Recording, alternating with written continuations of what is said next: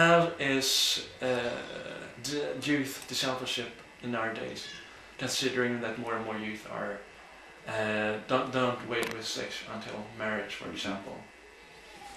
The thing that's wonderful about God's laws, which postmodern culture doesn't have, is that they're not arbitrary, they're not made up. Mm-hmm. If they were, then kids would have a good reason for just doing whatever they want to do. Mm-hmm.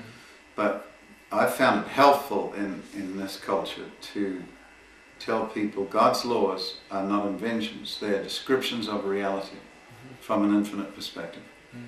And because we've cut God out, we're living like Solomon under the heavens.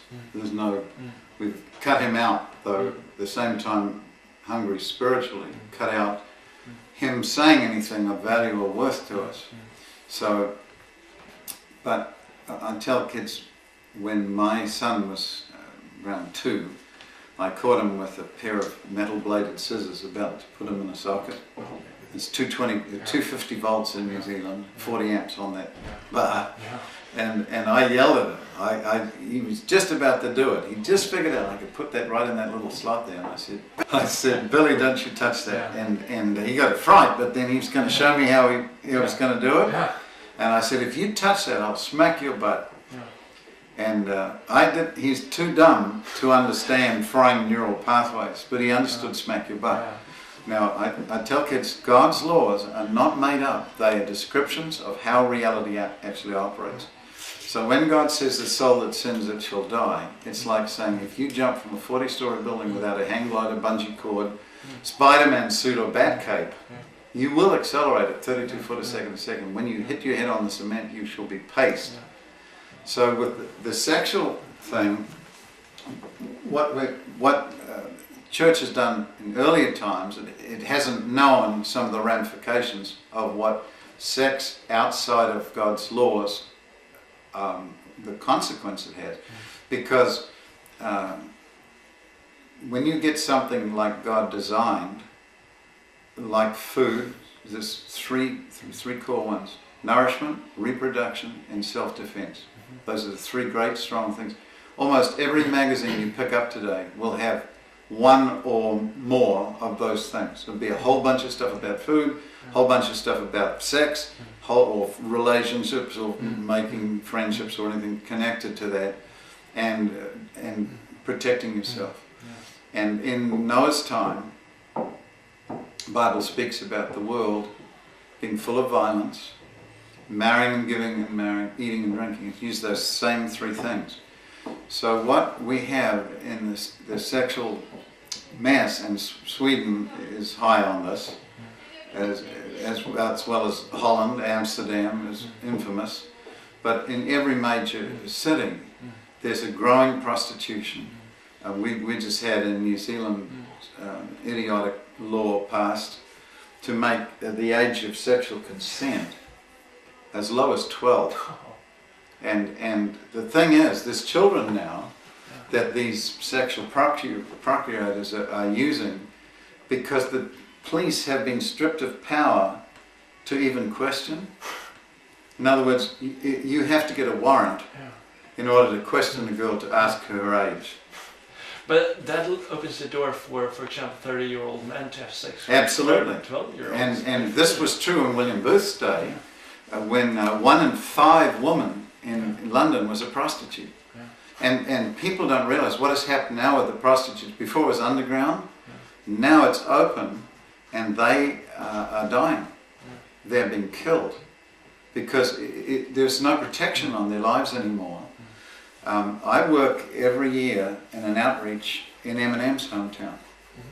It's in the movie, it's called 8 Mile, but ours is 6 Mile, which is actually worse than 8 Mile. And I have a friend who started a church there. It's the worst city in America.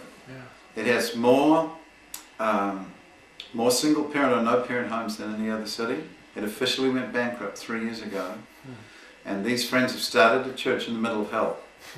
It has 1,500 ex-neo-Nazi skinhead hookers and stuff in this church. Everybody who's got saved comes from that area, and it is a terrible place. All the fast food places are gone except Wendy's, which is too wussy to blow up. Yeah. But even then, if you pay your money, you put it through a slot in reinforced plastic, like a bank, bulletproof plastic. You put your money through a slot, and they send you a hamburger and your fries out on a rotating thing. I kid you not, that's what it's like. That city started when this guy, his name is Tim DeLinga, and David Wilkerson's son, Gary Wilkerson, went in to minister in that area, and a Christian lady had bought one of the motels that the girls were using just for a house. They weren't bringing their johns and tricks back there, but they were just living there. And rather than kick them out, she allowed these guys to have a church service there every Sunday. It's like a U-shaped, two-story motel. It's only about 4 blocks from where their church is now. But these girls started getting saved. But if you want to see the consequences of immorality, you should just live in 6 Mile, because the whole thing is a blown out area. It's interesting that you say that God's laws is descriptions of reality, but more and more youth are starting to feel that, of course, reality is, for example, laws of physical, laws of gravity, and so on. But they're living more and more in a world of movies. How you feel is the best way to live. Absolutely, and the culture drives postmodernism. It gets its values from entertainment. Yeah. And John Wesley said, if you want to understand a nation, study its entertainment, because it's the only thing they don't have to have, like food and drink, like self-defense, like that they pay money for. And our culture is wholly selfish. And there are 2 difficulties with postmodernism. There's some great strengths. First of all, it's knocked away the arguments. If everybody's right, nobody argues. Okay? And then it is not a good thing to put anybody down. So otherwise you're intolerant and bigoted and chauvinistic and other things. Also, the minorities get a bigger voice. So the only absolutes it has is that there aren't any. But the strength of that is that people will talk about anything. The weakness of it is that it's insanity. And I believe this. There are 3 consequences that come to anybody's life if they pull away from God and pull away from what He says. And these are the things that crunch in on people's lives after a period of time. You can only be crazy for a certain length of time, and then your life starts falling apart. A classic example, The Aviator, 2/3 of the way through, Howard Hughes' life. They should have put that at the end. They put it part way through and had a sort of upbeat ending. But when he died, there were like 7 people there at his funeral and none of them knew him. That's what the end of it is. Here's the 3 things. If you are selfish, living for yourself, your box will grow smaller and smaller. So many kids are bipolar in boxing today, but what actually happens is their world shrinks, something like a black hole. And you start off, hey, love everybody, and you wind up not trusting anybody. You wind up like Tony Soprano. You're afraid of everybody, including your own family, see? 2, the more you get away from what God says, the dumber you get. Dumb and Dumber is not just a movie, it's what happens to people's lives. They do more and more stupid things they would never have done 10 years before. And it's a second law of thermodynamics working in morals. And that is that without help, you're going down. You're not going to get better, it's going to get worse. And the last thing is, and this is probably the most powerful out of all of the things that really speaks to kids today, the word lost is still a good word for them. Sin doesn't mean anything. It's an old-fashioned concept of something. People still sin, but there's no cultural reinforcement for it. And when they feel guilty for feeling guilty. They feel, I shouldn't feel like this. Nobody else does. Because in the movies, you shack up with people, no consequence comes out of that. It's beautiful. In real life, it's not like that at all. And we have trails of broken dreams and then anger, really deep anger. When I You know, I called Eminem the world's most effective youth pastor because more kids listen to him than any youth pastor I know on earth.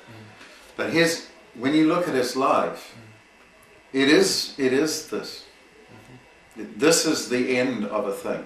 And we're looking at highly successful people with all the bling and everything else.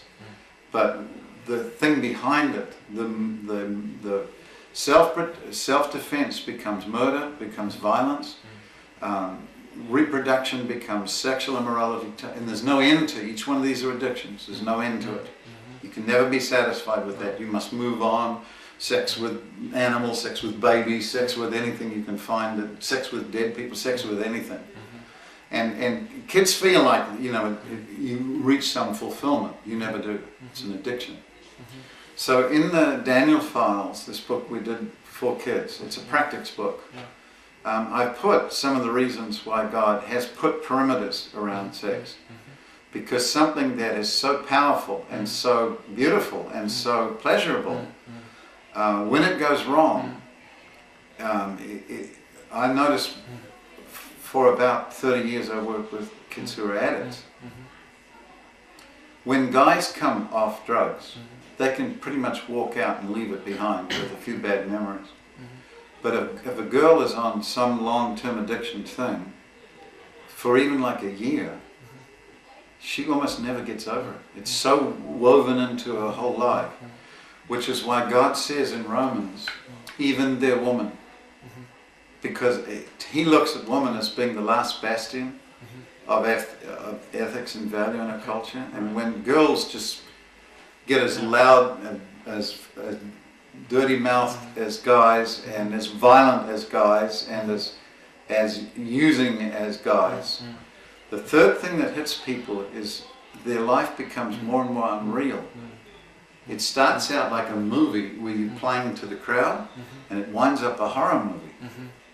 So selfishness, stupidity, and unreality are the three consequences of a world. Postmodern culture is insanity. Now, I watched a wild thing. I watched a tennis player in Wimbledon, this is about 5 years ago, American tennis player, Jeff Targa something, I forgot his name.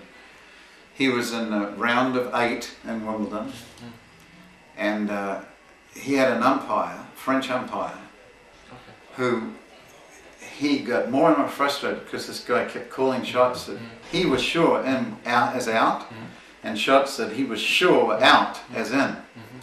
And he got so angry, he was winning, he threw his racket down and he walked off. He quit in the middle of the match. And his wife, who was a beautiful model, walked over and slapped the umpire.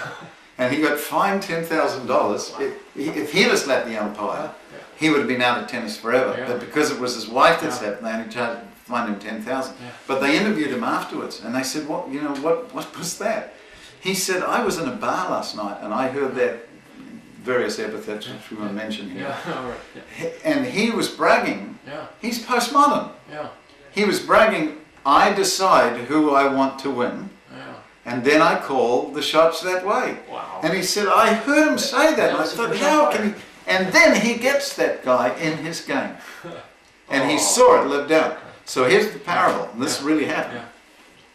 When people play without rules, there's no game after a while. And that's what's happening to the culture now. Why are kids going more and more to Nazi stuff? Why are Islamic kids signing up to kill themselves? When Prince William, was it William? Wore the Nazi uniform, remember that? And it freaked out all the adults. He thought it was cool because the Nazis were disciplined, they had rules. Did you see that thing? And that's where kids are going. They need rules. And the only rule that's worth having is the one that's not made up by somebody, some invention of whatever, I want to show my power on you or something, but one that accurately describes for them what reality looks like. So if you walk away from it, you can see those three things. Because reality is rooted in love, when you walk away, your life gets more and more selfish, and after a while you don't even want to live with yourself. Hence our rocketing teen suicide thing. The stupidity comes because you're going against what you actually know is true and real. And whatever we say, we create our own realities, blah, blah, blah. The realities we create are fantasies. The ones that God says are real. But how do you motivate, and what language do you use to motivate youth to accept the laws of God and to use Him as the center of their lives? Because they say that Christianity is more and more like invention made up back in time and space. I used to think that the reason why a person became a Christian is they got all the right data and it helped reorder their minds. Yeah. But that's not actually true. Nobody actually gets saved with the data first. You get saved because the data, the information. The information. We think, I thought, being a chemist and a scientist, like Data, the Star Trek, or like Spock. Yeah. If you just laid it out, it is so logical. Yeah. You'd get saved straight away. And I was under a false assumption for 20 years. And I've done apologetics in college level for 43 years now. I assume the reason why kids didn't get saved is because they had wrong information. It's not true.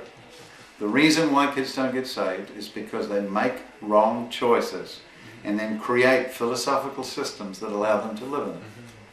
I had a kid write me in New Zealand and he said, I live about 2 hours away from you, but I have some questions that I've asked a bunch of Christians and haven't been able to give me any answers.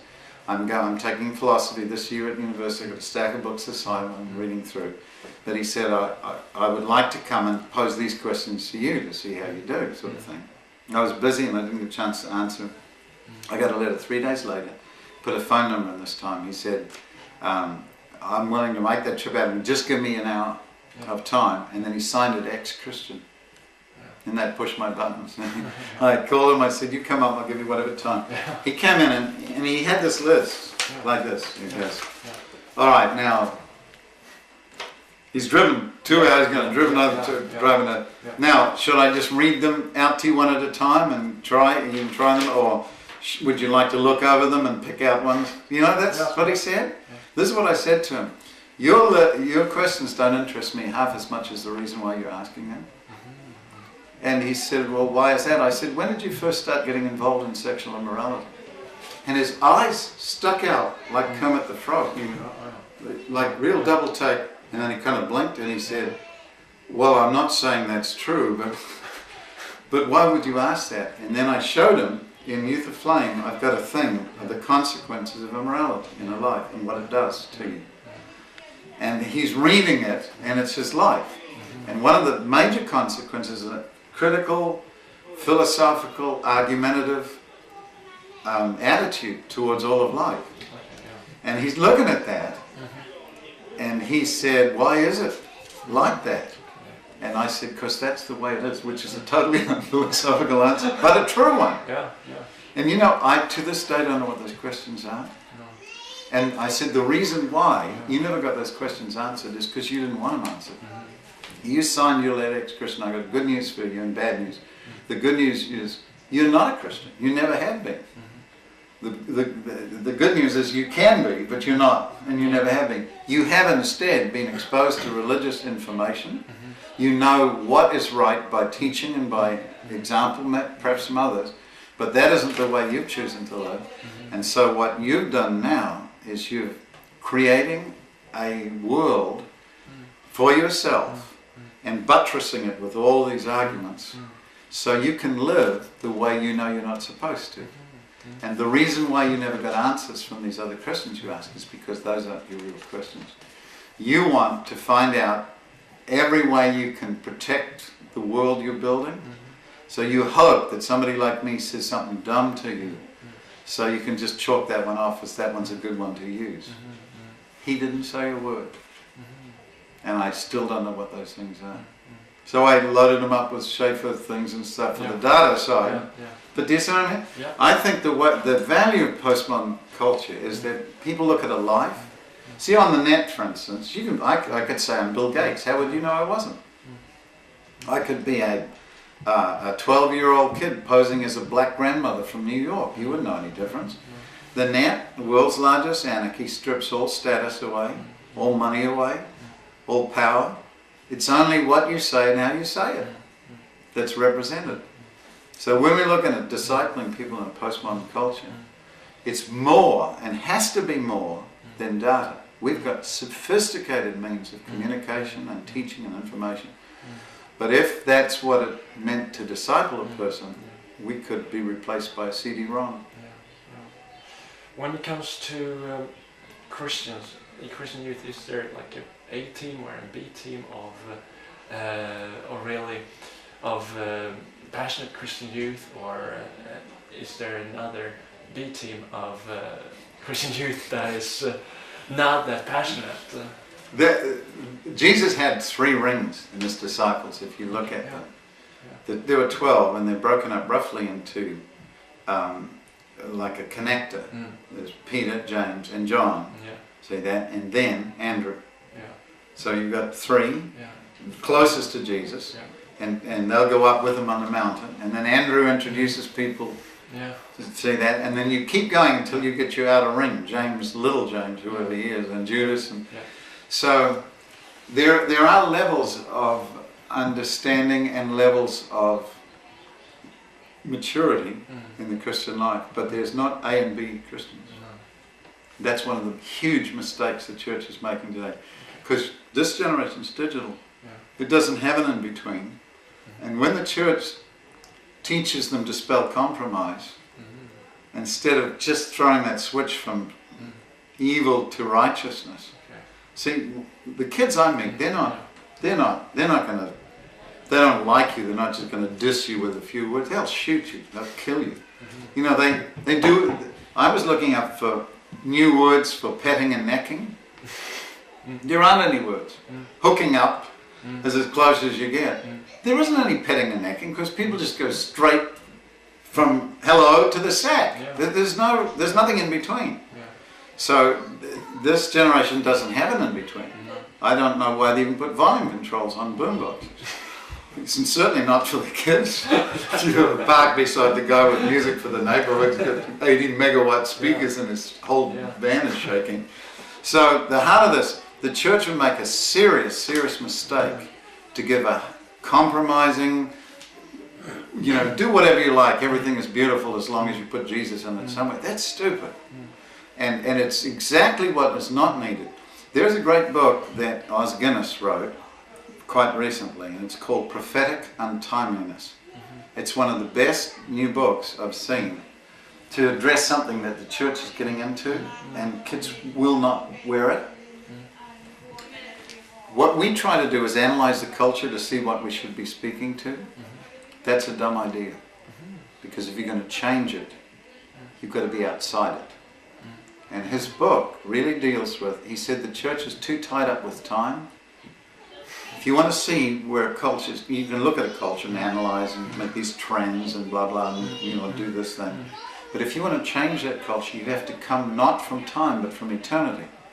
Every major shift that has taken place among young people in revivals has never come emerging out of the culture. It's come in opposition to that which is wrong in the culture, and in showing the power and the values of what is good in that culture.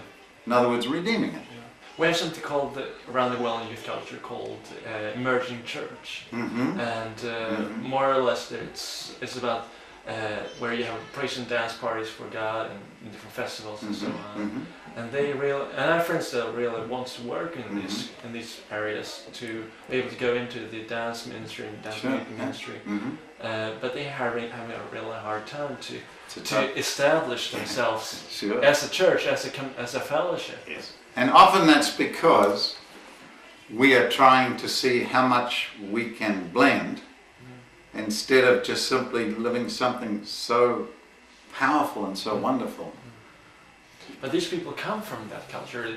For example, there's one of the really great DJs can play at different festivals. One other one owned a great drum shop, and they move around in these cultures.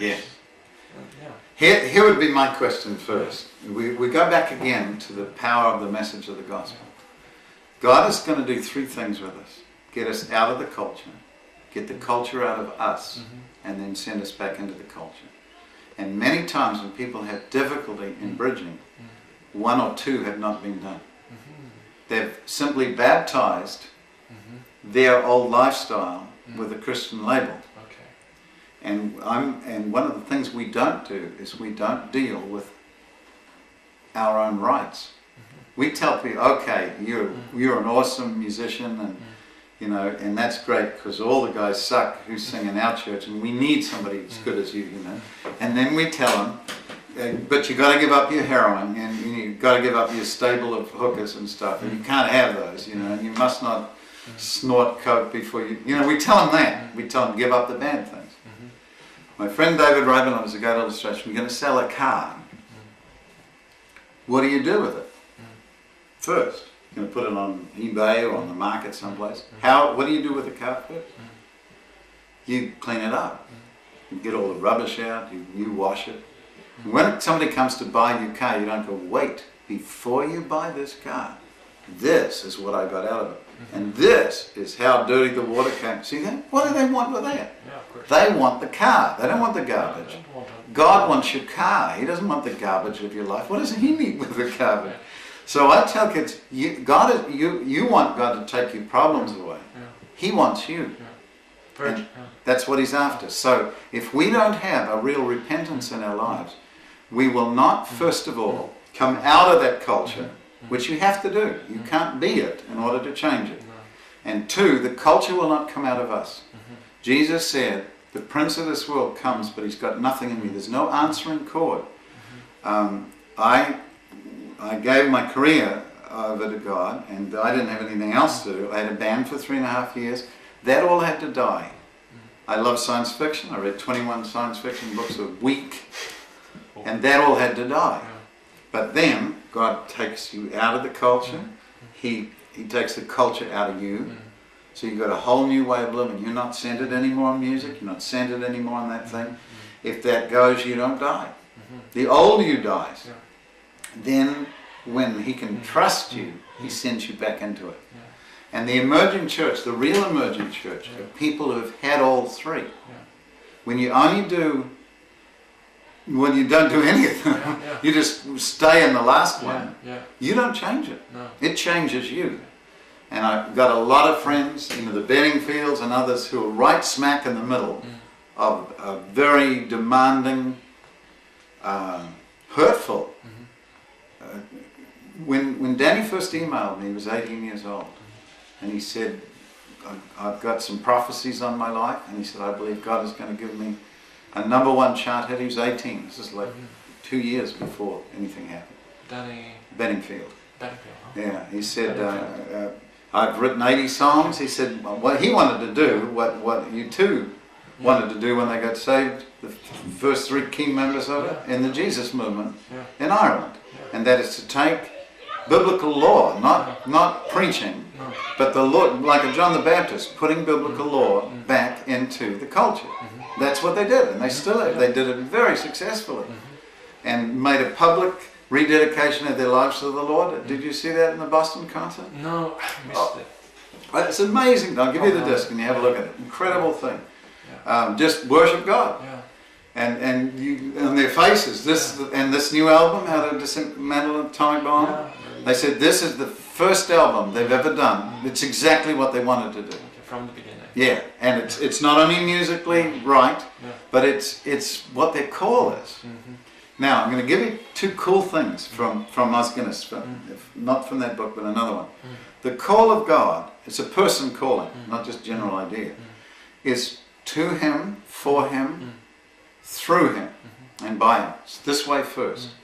We did one of those all-day things called Dwell about a month ago in Texas. It was a day set aside just to worship God and to pray.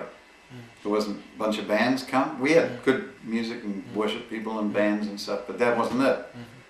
And one person said, it's the first one, maybe 450, 500 people there. One person said to me, that's a pretty small crowd, don't you think? I said, this event was put on for a very small crowd. It was done for an audience of 1. It's not done for us. It's not done for each other. It's not done because we want to hear the hottest licks and the coolest new worship choruses. This is for him. So the call is this way. And when a kid gets that one right, then the call this way, which Oz does, is to everyone, everywhere, in everything. Not just religious, everything. When that young Lutheran boy, this is 110 years before Azusa Street, was given a Bible, Hans Nielsen Hauger. Yeah.